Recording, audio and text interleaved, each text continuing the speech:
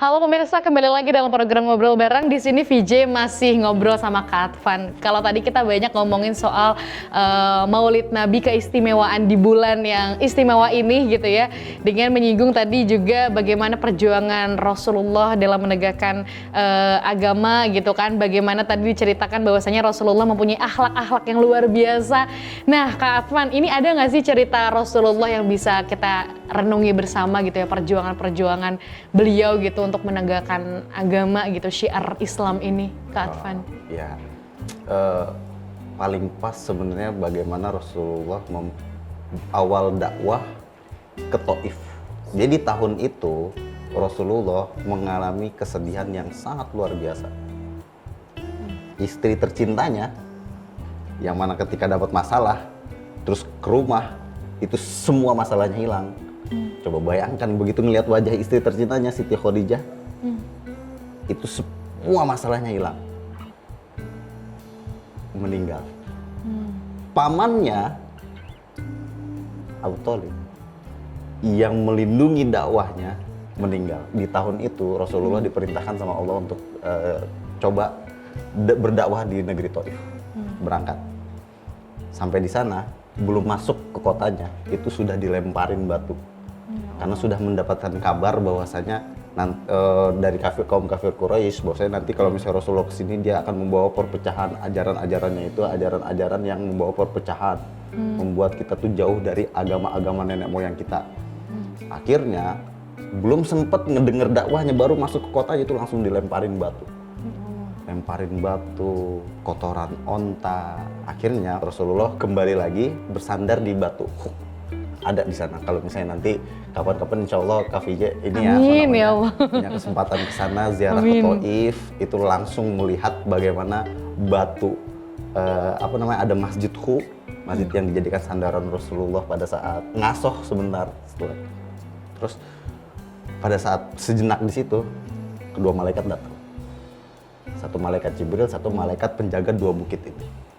Wahai Rasulullah, tolong engkau angkat tangan kamu ke langit dan doakan supaya ini nih bukit nih tinggal gitu doang selesai. Karena Taif itu di antara dua bukit, banyak bukit-bukit gitu. Udah kesel banget itu ngelihatnya Rasulullah digituin. Tapi kata Rasulullah, jangan, mereka hanya belum tahu. Masya Allah. Dan saya berdoa semoga nanti anak cucunya lah yang mengenal Islam. Dan doa itu terkabul sampai sekarang. Taif itu dari kota yang sangat Islam. Gitu. Dan luar biasanya begitu disandar di situ Rasulullah berdoa. Saya hafal banget doanya sampai bahasa Arabnya juga. Karena ini doa yang sangat luar biasa. Ya Rob, ilama tukilluni, am ila qoribin yu'dhini, am ila ba'idin yu'limuni, fa ana radin ya Rabb, madum tatardo'ani walam taghdurani. Ya Allah, kemana lagi engkau akan membawaku untuk menyampaikan risalah Islam ini ya Allah? Apakah ke negeri yang jauh lalu aku akan disakiti, atau ke negeri yang dekat lalu aku akan dihinakan? Sungguh saya ridho ya Allah selama engkau ridho kepadaku dan engkau tidak marah padaku. Dan di situ Allah langsung menurunkan surat Alam Nashrah bahwasanya setelah ini dakwahmu akan mudah. Alam Nashrah laka sadrak fa inna ma'al usri yusra. Jadi begitu Rasulullah selesai pulang dari Taif ke Mekah, habis itu diperintahkan ke Madinah. Ke Madinah itu kan disambut datang. Ya kan? Tolal badru kan disambut. Di sana langsung dipercaya menjadi pemimpin, langsung mudah semua. Tidak semenyedihkan sebagaimana semenderita di mana di Mekah. Dianggap dukun, dianggap tukang sihir, dianggap pemecah belah, teror untuk dibunuh itu berkali-kali. Luar biasanya Rasulullah bagaimana perjuangan itu begitu sulit. Tapi pada akhirnya lihat 1400 tahun sekarang. Berapa banyak umat muslim yang sangat cinta kepada Rasulullah, bahkan rela mengorbankan nyawa. Coba aja ada yang hina Rasulullah, pasti semua umat muslim ini kan. Coba bayangkan itu. Dan itu dalam waktu singkat 23 tahun. Gitu. Luar biasanya Rasulullah. Nah, makanya di momentum Maulid ini sebenarnya hanya momentum saja. Di luar dari itu juga kita tetap mengkaji itu, mengkaji Rasulullah. Nah, di momentum Maulid ini itu adalah momentum syiar. Kita mendakwahkan itu, menyampaikan itu, supaya kita tuh harus tahu nih sebagai umat yang akhir zaman ini bahwasanya ada seseorang yang sangat merindukan kita. Siapa itu? Nabi Muhammad SAW. Maka kan sudah sewajarnya sebuah keniscayaan kita untuk rindu balik kepada sangat mencintai. Luar biasa ya. Rasulullah semua ujian sudah dirasakan gitu ya. Benar. Bahkan tadi seperti dikatakan pernah suatu tahun namanya Umul Huzni ya apa? Amul Hazni gitu ya. Lagi sedih-sedihnya itu. Iya, aduh, tahun kesedihan beliau pernah merasakan gitu ya. Jadi ini anak muda gitu ya, yang galau-galau dikit Rasulullah sudah pernah merasakan itu ya. Tolong kita berarti seharusnya anak muda yang sekarang rasanya serba enak gitu ya Kak. Maksudnya syiar apa segala macam tidak lagi dilemparin seperti beliau ya. Tapi seharusnya bisa lebih mengimani gitu ya. Bagaimana momentum ini jadi peringatan lah untuk kita. Bagaimana apalagi gampang lagi sekarang akses untuk mendapatkan informasinya ya kan. Betul. Ya kalau zaman dulu tinggal ya pilihan kitanya aja. Luar biasa. Nah ini kalau ngomongin soal apa Rasulullah gitu ya. Nah ini tantangan yang sedang menurut Kak Atfa nih, tantangan yang sedang dihadapi di zaman ini tuh apa sih Kak? Standar kehidupan itu innakala ala khuluqin azim, budi pekerti yang luhur. Setidaknya walaupun kita tidak bisa meniru 100% Rasulullah, tapi arah kita ke sana. Yang penting arahnya ke sana. Nanti kan butuh proses untuk menyampaikan ke sana, ya nggak? Anak muda sekarang banyak standar TikTok. Betul. Standarnya Instagram. Yeah. Standarnya kebanyakan orang kayak gini kok. Gitu. Nah, kembali lagi ke high value. High value itu standar yang mana standarnya mengikuti dua pedoman, Al-Quran dan hadis. Nah, sebagaimana nih Kak Atfan salah satu founder dari Haifa Academy ini berarti ingin mengembalikan standar-standar yang ya sedikit lumayan agak melenceng gitu ya dari ajaran Islam. Nah, ini boleh dijelaskan Kak Atfan, ini Haifa Academy berarti Kak Atfan itu bergelut di bidang apa sih sebenarnya?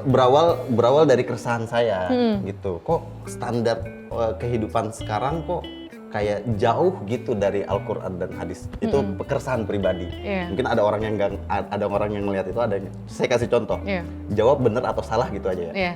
Berani jujur itu hebat, benar atau salah? Benar. Nah, itu standar terendah sebenarnya. Karena kalau misalnya bagi saya berani jujur itu hebat, itu menghina moralitas manusia. Kenapa tuh Kak? Nih. Memberikan predikat hebat pada sesuatu yang normal.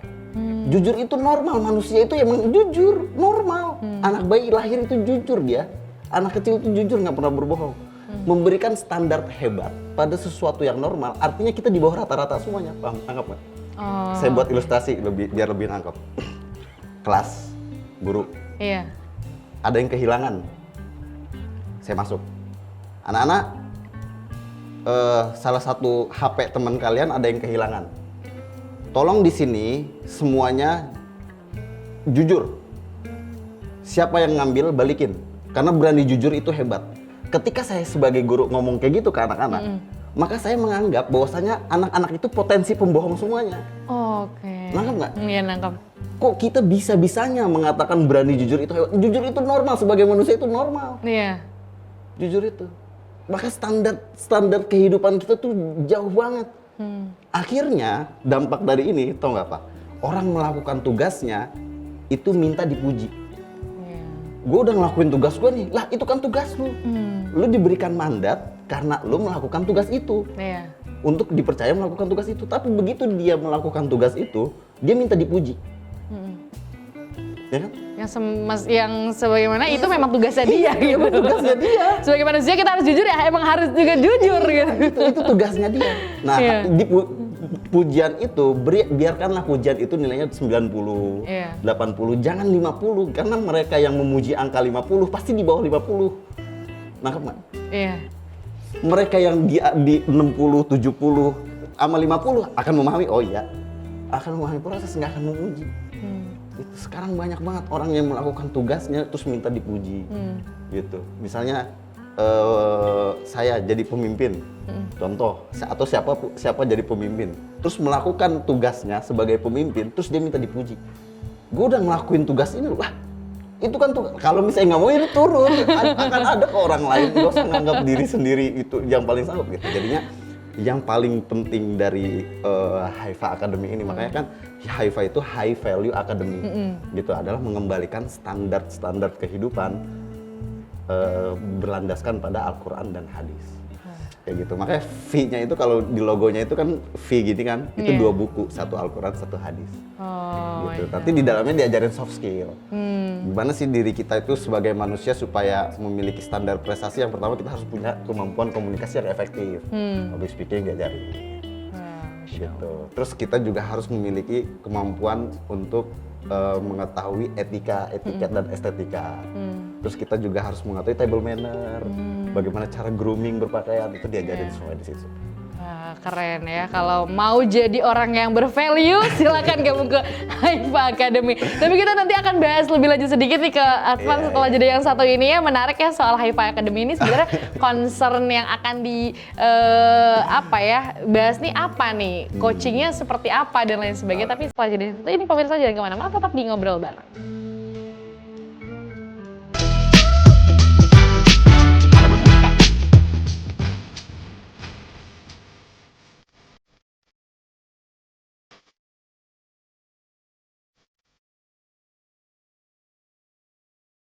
Sebuah panggilan alamiah bagi setiap insan. Rindu ke Baitullah untuk melaksanakan ibadah haji dan umroh.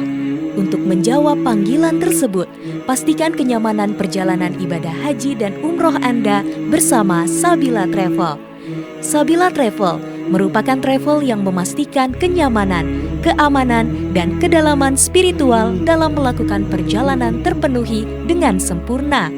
Karena Anda adalah para tamunya Allah, maka kami hadir untuk memberikan pelayanan yang terbaik dan insya Allah sesuai dengan tuntunan syariat. Anda juga akan dibimbing dengan pembimbing yang berkompeten dan berpengalaman di bidangnya. Anda tidak perlu khawatir, karena kami hadir untuk memuliakan Anda para tamu Allah dengan fasilitas terbaik dan memberikan kenangan yang sangat berkesan dalam beribadah di Tanah Suci bersama Sabila Travel. Mari haji dan umroh bersama Sabila Travel.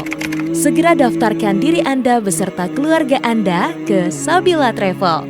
Sabila Travel, sahabat perjalanan melepas rindu.